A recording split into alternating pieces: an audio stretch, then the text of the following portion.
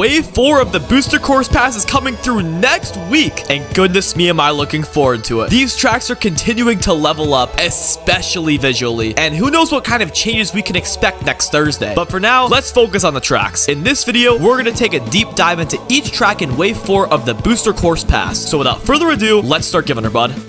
Kicking things off, we got Amsterdam Drift. We can clearly see that this track combines all three variants. The glider section into the farm section, which indicates the first variant, the underwater section, which indicates the second, and the garden section, which indicates the third. Nintendo sure loves to spice things up when it comes to how each lap plays, so we'll have to wait and see. But I imagine we'll primarily race through the first variant on lap 1, the second on lap 2, and the third on lap 3. There's a lot of variety when comparing the three variants, so I'm looking forward to seeing how this track flows. I'm not sure this track will be more of a running track or a bagging track, as there's a fair share of shortcuts, but it looks pretty good. I guess we'll see when the time comes. Given how unique each variant is, it'll be a fun experience on the first go, no doubt about it.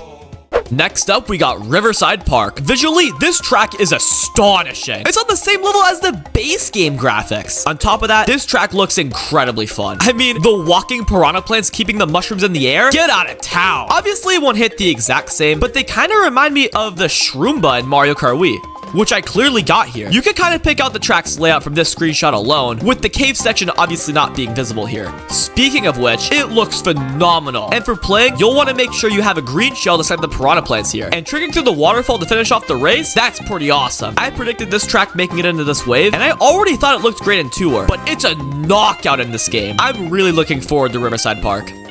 Fan favorite DK Summit is also coming back, and there's a lot to look forward to here. We didn't really get a chance to leverage the half pipes on Maple Treeway and Merry Mountain in regards to driving as fast as possible, but this track is flooded with them, so we'll get all that here. I'm not expecting the half pipe tech to be as convenient as it was in Mario Kart Wii, but you still get quite the boost after landing, so I guess we'll see what happens. And of course, the shortcuts. I'd say it's still up in the air regarding whether the double shortcut is possible or not, but people were saying the Mushroom Gorge Gap Jump wouldn't make it into the game, and well, here we are. I think at the very least, a single shortcut will be possible. But if the double is possible, then this track is even more of a W than it already is. The layout is pretty sweet on its own, so yeah, DK Summit rocks. I hope this game does it justice.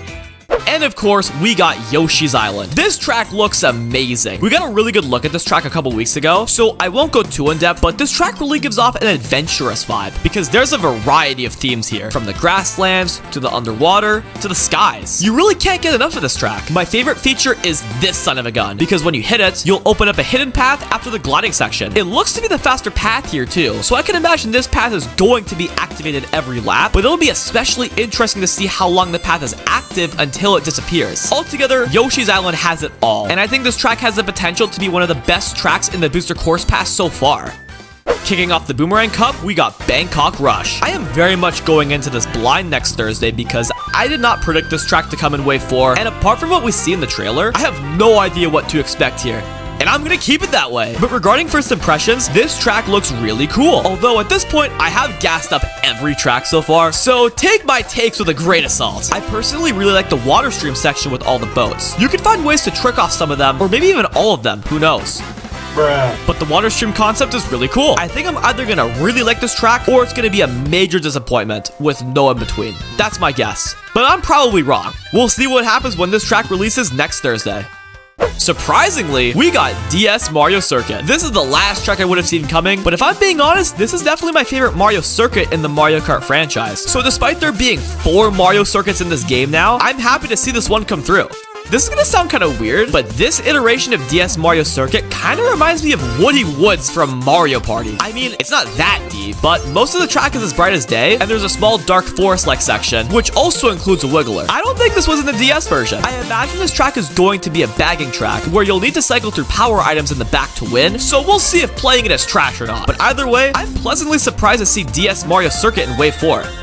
Speaking of pleasant surprises, Waluigi Stadium is my show stealer. This track looks phenomenal. Now we have 2 tracks where we can leverage the half pipes to drive as fast as possible, which is pretty cool. But man, I mean, look at this section. I don't know what the purpose of the piranha plants converging up is, considering you can't exactly get there from the half pipes, but surely we'll get a better idea when we can play this track next week. Also, I love this new section where you have to trick off the half pipe to get up here. I don't think this will be faster, but if it's not much slower, you could find use for it online, especially since you can glide to the finish line. Overall, I have very high hopes for this track. I think it will play exceptionally well in this game, so I hope it doesn't disappoint.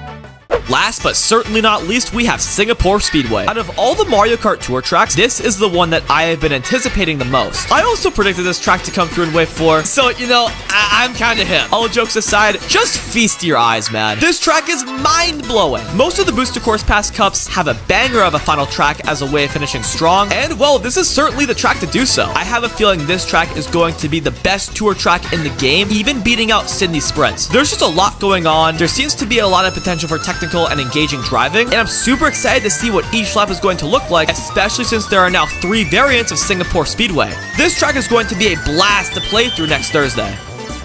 Well, I have a lot of the same things to say about each track, but that goes to show how great this wave is looking to be. I'd say I'm most excited for Waluigi Stadium, and I have the least expectations for Amsterdam Drift, although I do think it could still be pretty good. So far, Wave 2 is my favorite wave, but I have a feeling that this wave will turn out to be my favorite out of the 4 we're going to have so far. I really hope I'm right. Anyways, that's it for me. If you enjoyed this video, I'd really appreciate it if you'd leave a like and subscribe if you haven't already. With that said, until next time, thank you so much for watching. Have yourselves a fantastic day, and keep on giving her, bud.